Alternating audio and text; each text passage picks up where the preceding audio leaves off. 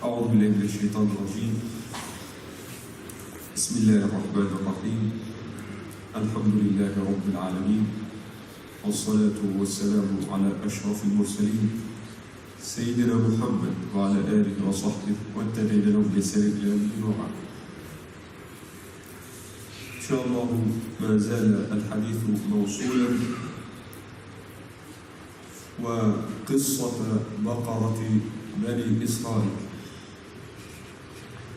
كنا وعدناكم أن نشير إلى ما يسمى في الفقه الإسلامي بالقسامة. في كتاب في كتب الحديث والفقه يسمى كتاب القسامة، والقسامة مأخوذة من القسمة، لأن فيها قسمة الأيمان على 50 رجلا. 50 رجل يحلفوا على حاجة معينة. يحلفوا على إيه؟ طيب إيه هو السؤال؟ كما حدث مع بني إسرائيل، قتل قتيل ولم يعرف قاتل. كادوا أن يختلفوا ويقتتلوا، فعرضوا الأمر في النهاية على مين؟ على سيدنا موسى، وجاءت المعجزة التي أمره الله بها. ولكن طبعا الآن لن تتكرر هذه المعجزة. فماذا يحدث مثلا لو أن أهل حي وجدوا قتيلا في حي ولا يعرف له قاتل؟ في القانون الجنائي طالما لم يعرفوا للمقتول قاتلا بتحفظ القضية كما يقولون وتقيد ضد مجهول، ويبقى كده خلاص دمه راح. ولكن في الإسلام كما قال صلى الله عليه وسلم: لا يطل دم مسلم أبدا. في الإسلام بقى وجمال والتكافل الجنائي في الإسلام. في الإسلام لا يطل يعني لا يضيع، يعني هدرا دم امرئ مسلم أبدا، ما يروحش هدرا. فإما القاتل نعرفه فيقتل به، يا إما القصة ديت لما يكون موجود في أهل حي فنقول له أنت قاتله، يقول لا والله ما تعرف له قاتل، لا خلاص احلف بقى 50 يمين، يعني 50 واحد يخرج من هذا الحي ويحلفون 50 يمينا أنهم ما قتلوه ولا يعرفوا له قاتل. طب لما يحلفوا 50 يمين يبقى هم كده يدفعوا ديتهم. صليت على سيدنا سيدنا عمر يعني سأل النبي وقال له: يا رسول الله، يعني نبذل له دماءنا وأيماننا، دماءنا وأموالنا، يعني نحلف وندفع فلوس؟ فقال: أما أيمانكم فلحقن دمائكم. لأن اللي مش هيحلف يبقى هو اللي قاتل، يبقى يتقتل بيه. يبقى أما أيمانكم فلحقن دمائكم، وأما أموالكم، شوف الجمال بقى، وأما أموالكم فلأنه وجد بين ظهرانيكم. يا الله. ودلالة بقى الحديث والفلسفة الإسلامية إن مفيش حاجة اسمها أنا ماليش دعوة. ماليش دعوة دي ما تنفعش في الإسلام. أنت أهل محلة وأهل مكان هم المسؤولين عما يحدث فيه. يراقبوا بقى، يحطوا كاميرات، يتابعوا. طالما في وسطك القتيل قتل، يا تحلف الأول وبعدين تدفع. عندما تقول ماليش دعوة، ده مش في الإسلام. صليتوا على سيدنا النبي. طبعا ده باب كبير جدا في الفقه اسمه باب القسامة، وهو ذكره العلماء على ضوء قصة البقر. فدي أول تعليق. التعليق الثاني زي ما احنا قلنا، احنا عندنا التفسير اللي هو المأثور والمشهور. في تفسير احنا قلنا التفسير الإشاري. ايه التفسير الإشاري؟ إشارات كده يعني يقذفها الله في أهل أصحاب القلوب الرقيقة البيضاء، فيقولوا له كلام كده خاص به. احنا قلنا عادي يقبل هذا التفسير كمعنى يعني إضافي للتفسير الأصلي. يعني احنا شرحنا ان الله يأمركم ان تذبحوا بقرة، وعرفنا سبب الذبح، وهي البقرة اللي هي الحيوان المعروف المشهور، وشرحنا التفصيلات اللي احنا قلناها. بعض أهل اللطائف يقولوا إيه بقى في تعليقا على هذه القصة؟ يقول أمره بذبح حيوان. تمام؟ أمره بذبح إيه؟ حيوان، هي البقرة. ثم جعل هذا الحيوان المذبوح سببا لحياة مقتوله. فكذلك من أراد حياة قلبه لن يصل إلى ذلك إلا بذبح حيوان نفسه. فمن يعني هم يقولوا كده بقى، فمن أراد يعني الوصول إلى حياة أنوار المشاهدات فليبد نفسه بأبواب المجاهدات. ولذلك يقولوا برضو من أراد حياة الأبد، يعني من أراد حياة الخلود فليبد ذكره في الدنيا في الخمول. يا الله، يعني أنت عاوز حياة الخلود، تعيش حياة الخلود، تعلم أن تموت في الخمول في الدنيا، يعني لا قيمة لك ولا ذكر لك ولا يؤبه لك. ولذلك يقول لك قديما قالوا موتوا قبل أن تموتوا. يا الله، يعني إيه موتوا قبل أن تموتوا دي بقى؟ يعني موتوا في غروركم، موت الكبرياء بتاعك والغرور بتاعك قبل أن تموت الموت الحقيقي. يبقى وده معنى مشهور بقى، يعني الشاعر يقول اقتلوني يا ثقاتي إن في قتل حياتي في مماتي ومماتي في حياتي. سبحان الله. يبقى أهل اللطائف والأرباب لما يجوا يقرأوا قول الله تعالى إن الله يأمركم أن تذبحوا بقرة، فاهمين المعنى الأصلي اللي هي بقرة بني إسرائيل، فاهمين ما في عليه خلاف. ولكن يضيف ليه لطيفة أخرى، إن البقرة في قلب كل منا، كما قلنا عن العجل قبل كده، إن في قلب كل إنسان عجل، فبرضه وقرد. سبحان الله، يعني الإنسان بقى عبارة عن حديقة حيوانات، ففي برضه في قلب كل إنسان بقرة وعليه أن يذبحها. إيه ذبح البقرة دي؟ ذبح نفسه. يبقى هي نفسه اللي هي الإيه؟ الأمارة بالسوء، نفسه المغرورة. طيب إيه أوصاف النفس المذبوحة دي بقى عشان نوصل لها؟ ماشي على السياق. إن الله يأمركم أن تذبحوا بقرة، إحنا قلنا نفسك. قالوا ادع لنا ربك يبين لنا ما هي. قال إنه يقول إنها بقرة لا فارض ولا بكر. قال لك فهي النفس المذبوحة هنا برضه لا فارض، لا كبيرة في السن، يعني شيخوخة. ليه؟ قال لك لأن الإنسان لو شاف، يعني لما يكبر في السن يضعف ويصعب عليه يعني ممارسة رياضات الروح والمجاهدات. يعني تخيل واحد إنسان كبير في السن لا يقوى على العبادة، يعني هيبقى فيه مشقة عليه. طيب ولو برضه بكر يبقى هنا يرهقه وشبابه سكري، لسه شباب. فهنا السن المفروض عند ذبح البقرة يعني خلاص يبقى حلال الذبح ولازم تذبح. النفس المغرورة دي امتى؟ قال تعالى حتى إذا بلغ أشده إيه؟ وبلغ 40 سنة. يبقى دي أفضل سن للذبح، يعني لأن قبل كده صعب شوية الذبح. تشوف يعني اليسر وأنت لسه شباب في سكرة الشباب، إنما لما توصل لل40 بقى إيه؟ خلاص لازم تذبح. الغرور ده ما تقعدش بقى عندي ال80 وال90، ما هي خلاص هي اتذبحت، بس اتذبحت إيه؟ طبيعي، ذبحها الزمن. صليت على ذلك النبي، يعني واحد 80 و90 ما هو مش قادر. يعني ما يجيش مثلا واحد عنده 90 سنه ويفتخر يقول لك والله انا عندي قدره على ضبط نفسي وعدم النظر الى المراه. طب ما طبيعي انت ما انتش قادر اساسا.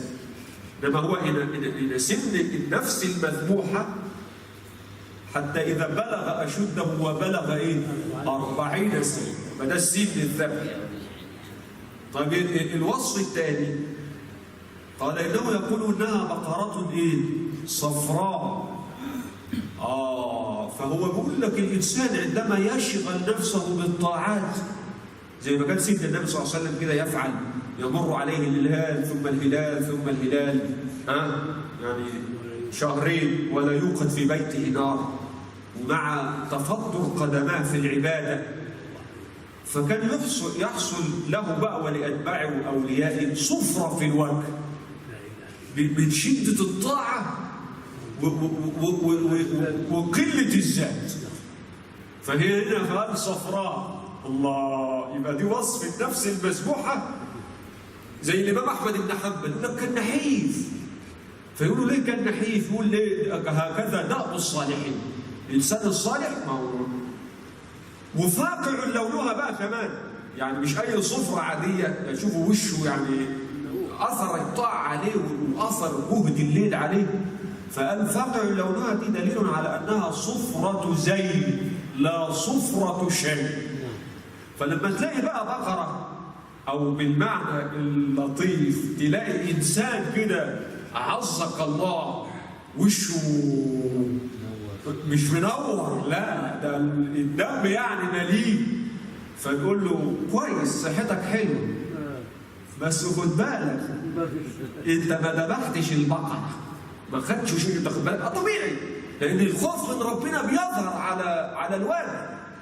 ولذلك كان يقول لك عمر بن عبد العزيز مثلا كان يرى اثر خطين اسودين من كثره انحدار الدهون. يبقى تلاقي علامات كده وامارات انهم ذبحوا البقره. ممكن بقى يكون الخطين، ممكن يكون الصفره اللي القران قال عليها ده بالمعنى دي. عندما اللي تلاقي بقى كده ما شاء الله لا قوه الا بالله، يقول له كما قال الصالحون اللي يمر عليه 40 يوم ولا يصاب بمصيبه فليتهم نفسه ويبحث ويفتش، انا ليه ربنا ما ارسل لي مصيبه لمده 40 يوم؟ هل ربنا غضبان عليا ومش فاكرني؟ صليت على سيدك النبي. بعدين كده يا ربي قال خد بالك بقى الوصف الثالث للبقره، لا ذلول تثير الارض ايه ولا تسقي الحصى. يعني بقره بنت عز زي ما احنا قلنا. فهو ده برضه لا ذلول، ما اذل نفسه عند احد. هذه النفس ما اذلها احد. ولا تسقي الحرث، حرث الدنيا اللي هو الارض، يعني ليس حريصا على طلب ارض الدنيا بقى بما فيها بقى من عماراتها واموالها وما الدنيا دي مش عنده خالص. هو ابن عز. ايه اللي اعزه استغناؤه عن الدنيا وحرثها. يبقى لا ذلول تثير الارض ولا تسقي الحرث. يبقى انت لما تلاقي نفسك مشغولة بالبناء والتشييد والسيارات، يعرف أنها بقرة غير مذللة، مش بنت عز، ده بقرة أذلها العمل وأذلها ليه؟ الحرث. فكذلك إيه؟ نفسك.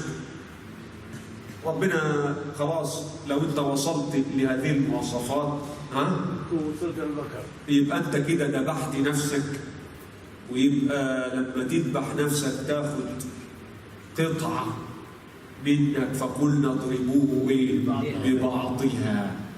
اضربوا نفوسكم بلسان الصدق حتى يحيا القلب القتيل، كذلك يحيي الله الموتى فيحيي قلبك ويريكم آياته لعلكم تعقلون. صليت على سيدنا النبي. ظن يعني تفسير لطيف لا يقدر عليه إلا طائفة. احنا قلنا في نهاية أمس إن سبحان الله تخيل المنظر، تخيل. هنرجع بقى للتفسير الحقيقي اللي هو الأصلي. هم لما ذبحوا البقرة وأخذوا جزءا منها بقى قيل اللسان قيل الفخذ أي حاجة وضربوا القتيل، فالقتيل قام يتشحط في دمه ويقول قتلني مين؟ ابن اخي. تمام؟ وبعدين ايه اللي حصل له؟ مات. كده المعجزه تمت ولا ما تمتش؟ فقام اولياء بقى الناس اللي عندهم القتيل واهل القاتل قالوا كذاب. كان يفضل عايش، لو جبس كان يفضل عايش، ده كذاب. انت متخيل؟ فكان ما كانش بقى أجمل إلا قول الله تعالى تعليقا على قوله ثم قست قلوبكم من بعد ذلك. يا الله، من بعد ذلك يعني بعدما أحيا الله القتيل ونطق القتيل قالوا كذاب. سبحان الله، موجود فينا في عصرنا الكلام ده، موجود على عهد النبي طبعا. لما قالوا شوف بقى ادينا آية لو عملتها هنقول انت رسول الله. عاوزين ايه؟ اطلبوا. قالوا القمر ينشق. سأل ربه شق لهم القمر. ايه اللي حصل؟ انشق القمر وعيان خلاص اهو بقى. قالوا لا، ما احنا ننتظر، يمكن انت سحرت عينينا، ننتظر القادم من خارج يعني مكة فيشوف هو شاف القمر زينا ولا ايه ما شاف. ففضلوا ينتظروا اي حد ايه قادم، وفضلوا منتظرين. اول قادم لما جاء هم هيسألوا بقى اهل مكة، يقول قادم يقول ايه؟ لقد رأينا عجبا، لقد رأينا القمر منشق. فقاموا يقولوا ايه بقى؟ كذبت. ونزل ربنا قوله تعالى اقتربت الساعة وانشق الايه؟ القمر. وإن يروا آية لانشقاق القمر يعرضوا ويقولوا ايه؟ سحر مستمر. وكذبوا واتبعوا أهواءهم. فنفس هي ومسلسل التكذيب مع صدق الآيات ده موجود حتى الآن. يعني حتى الآن الناس فيه للأسف زمان النبي لا تتبعون سنن من كان قبلكم، يعني شبرا بشبر وذراعا بذراع. ففي ناس تبعت يهود في التكذيب بالواضح وما زالوا إلى هذا الزمان. فأمر ربنا علق التعليق الآسر المهيب الجليل ثم قست قلوبكم من بعد ذلك فهي كالحجارة أو أشد قسوة. القرطبي يقول التعليق لطيف قوي، يقول في هذه الآية بيان فضل قلوبهم على الحجارة. شوف فضل قلوب اليهود ايه؟ على قلوبهم افضل. هو تسمع كلمه فضل القلوب فتتخيل ده حاجه حلوه، فاقول لك فضل قلوبهم على الحجاره في اليبس والصلابه والشده. طبعا او اشد قسوه دي مش قوي اللي هي التخييريه اللي هي فيها معنى الشق، لا ده هي معنى او في لغه العرب تسمى الإضراب. يعني بقول ربنا فأرسلناه إلى 100,000 إيه؟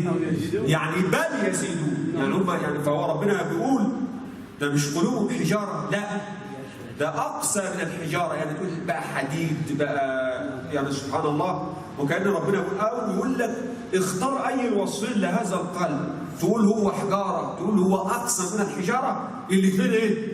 صح، ما رحتش بعيد يعني. ليه؟ قال لك لأن ضرب بقى ربنا قال لي الحجارة ألين من هذه القلوب. ليه؟ وإن من الحجارة لما يتفجر منه الماء، وده أمر وإن منها لما يشقق فيخرج منه الماء، وإن منها لما يهبط من خشية الله. فسبحانه وده فعلا أمر يعني مشاهد. يقول قتادة إن الحجر يعني لا يسقط، يقع، فما يستطيع فئام من الناس أن يحملوا. الفئام الجماعة تلاقي حجر لو الأمة ما تقدرش تشيل، والله وإنه لهبط من خشية الله. هو هبط من خوف ربنا. والماء ده اللي بينبع ده بينبع من خشية ربنا، دموع. ولذلك العلماء قالوا طيب يعني الحجارة والكلام ده هل ده الخشية هنا حقيقية ولا مجازية؟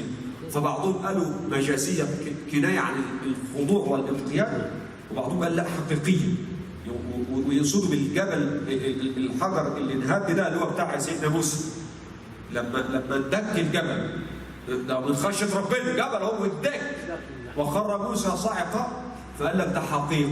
وضربوا أمثلة بقى، ما احنا قلنا بقى قبل كده كثير من العقلاء بيظن ان الجماد لا عقل له، وبعضهم يقول لك ايه الا ان يخلق الله فيه حياه. وعندنا ان الجماد فيه سر الحياه الذي هو في سر العالم كله. الجماد عندنا عند الجماعه الحبايب دول مش جماد، الجماد عندهم زيه زي الانسان فيه سر الحياه لربنا. لما تشوفها بقى في القران ان عرضنا الامانه ايه على السماوات والارض، اتعاملوا معاه ولا ما تعاملوش؟ اتعاملوا. لو انزلنا هذا القران على جبل. هو سيدنا النبي بيقول عن احد جبل يحبنا ونحبه، كان حجر بيسلم عليه، حنين الجذع للنبي محمد. شوف شوف شوف شوف كل الانواع الجمادات.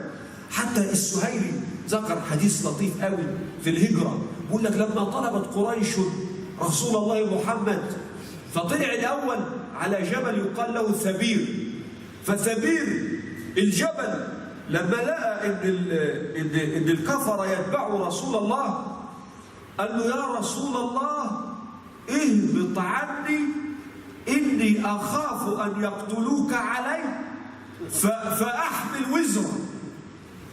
تخيل، قال له ابعد عني لانه لو قتلوك على ظهري يبقى انا انا هتحمل مسؤوليتك. ودم مين ده؟ دم سيدنا النبي. يقول السهيلي في الروض الانف وغيره فناداه حراء اقبل الي يا رسول الله. قال له تعالى لي بقى، اللي هو جبل حراء، قال له تعالى لي يا رسول الله. يبقى الحجاره فعلا افضل افضل افضل بمراحل كتير كتير كتير. قلوب بشر خلت من خشيه الله، وخلت من اللين والرقه والعطف على كلام الله وعلى عيال الله. لذلك ربنا ختم بتهديد خطير، كل واحد يعمل اللي هو عاوز يعمله، يسيب البقره ترضع وتدوس في الناس، او يذبح هذه البقره الجموح. اعمل اللي انت عاوز تعمله، في النهايه وما الله بغافل عما تعمل. فكده انتهت قصه البقره. ان شاء الله ناخد اجازه بقى السبت والحد كمان، لان ان شاء الله الاخوه هيختموا القران. نسال الله ان تكون ختمه خير يعني وبركه عليهم وعلى المسلمين جميعا، ولا ينسونا في دعائهم يعني ان شاء الله. ونراكم يعني صباح الاثنين مع يعني درس جديد ورحله جديده في حياه من دوخوا وقتلوا انبياء الله ورسله. جزاكم الله خيرا، والسلام عليكم ورحمه الله وبركاته، ومعذره على الاطاله.